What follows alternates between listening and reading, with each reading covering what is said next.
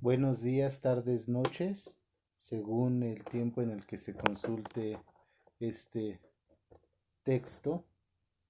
En el siguiente video argumento por qué es importante el enfoque hermenéutico del filósofo alemán Hans Georg Gadamer, nacido en 1900 y muerto en el 2002. ¿Por qué es importante este enfoque hermenéutico para el estudio de los procesos de comunicación contemporáneos, así como para los análisis históricos? La fuente en que me apoyo es un video documental titulado Gadamer, la memoria de un siglo. El documento comienza señalando que las aportaciones de Gadamer fueron tan importantes que se consideraron la base del pensamiento contemporáneo. Entre los primeros datos que nos brindan es que Gadamer fue el fundador de la hermenéutica europea. Su nacimiento fue en 1900, año de la muerte de Nietzsche, quien fue el primero en abrir la senda dentro de la cual se eleva la racionalidad estética de la hermenéutica, esto es, de la teoría de Gadamer.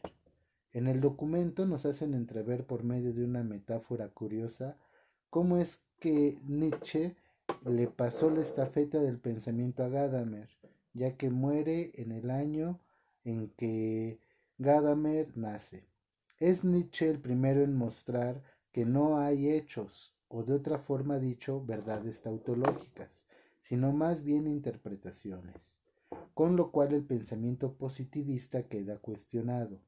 Tampoco se trata de que las interpretaciones equivalgan a los puntos de vista subjetivos, sino que en estos autores las interpretaciones son ontológicas. Es decir, que es la realidad misma la que se da como interpretación en los diferentes lenguajes, donde puede manifestarse y se manifiesta, exigiendo de nuevo volver a ser interpretada por los lenguajes políticos, religiosos y de todas las áreas del conocimiento.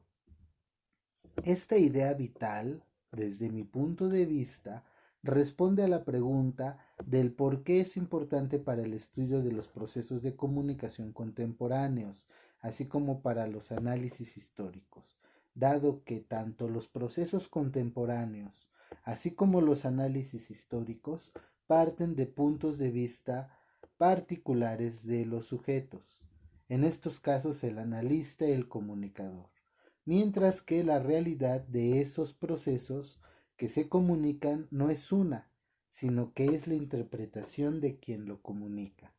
En otras palabras, la realidad es siempre interpretación, porque se da en los lenguajes históricos que la reciben y la comprenden, interpretándose a su vez y entrando en diálogo con otras interpretaciones plurales. Bien, esto podría parecer un poco enredado, pero si se analiza con detenimiento y se repiten los últimos 50 segundos de este video, lo podrá usted comprender paso a paso. Bien, se menciona que una de las consecuencias de la Segunda Guerra Mundial fue la ruptura con la filosofía alemana. La novedad de Gadamer, cuya presencia ha dominado toda la parte del siglo XX, es haber repuesto de una manera que sobrepasaba las acusaciones de la ideologización, lo que es la gran tradición que había unido el romanticismo alemán y su deriva idealista, no hegeliana, Nietzsche, el periodo central de los comienzos del siglo XX, con toda la problemática de la historia y de la estética, y finalmente Heidegger.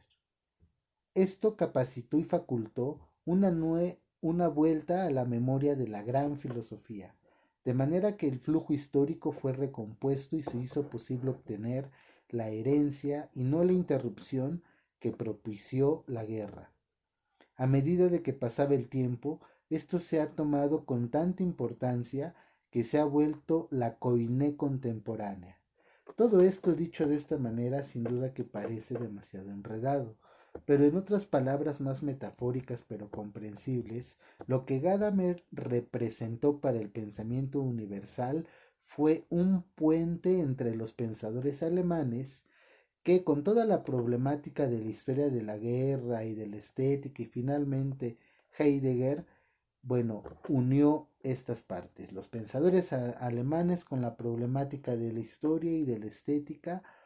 Cabe recordar que los pensadores alemanes eran un tanto malqueridos, por no decir que despreciados. Una de las ideas centrales de la hermenéutica es pensar que el método científico no llega a dar la última palabra de la realidad.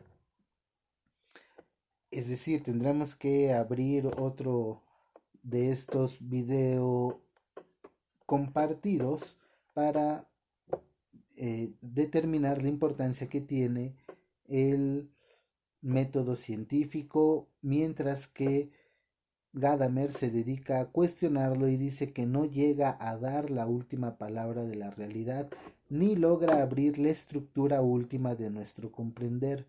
Esta vía fue la que sugirieron románticos de Kant y de Schiller.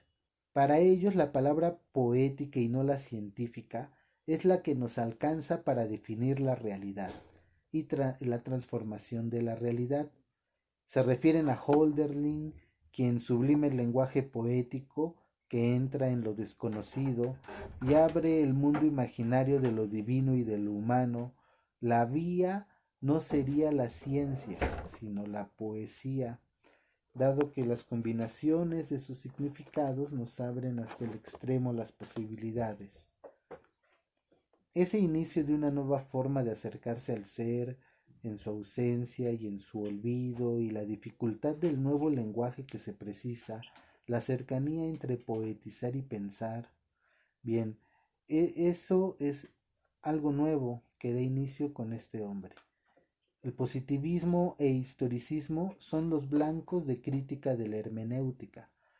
Propone que hay que representar y que hay que repensar el ser del tiempo, pensarlo en pluralidad y no solo a imagen y semejanza de una sola persona de quien escribe la historia, y además pensarlo en sincronía.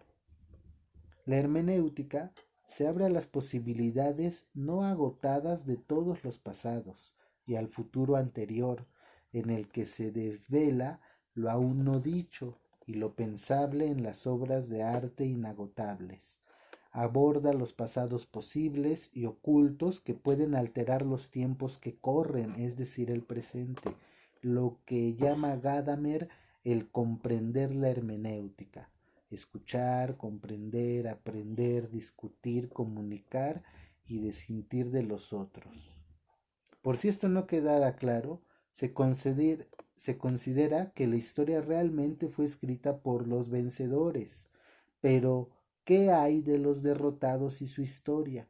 ¿Cuál es la verdad de las obras no escritas?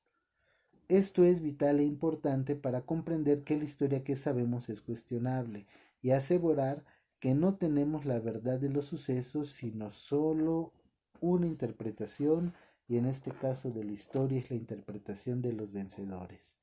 Bien, pues quiero terminar esta reflexión con que Gadamer se ha vuelto un símbolo enorme en el pensamiento occidental, quien ha replanteado los recovecos de todas las posibilidades ante esta realidad, que se conforma únicamente de interpretaciones. Bien, pues aquí tenemos a Hans Georg Gadamer,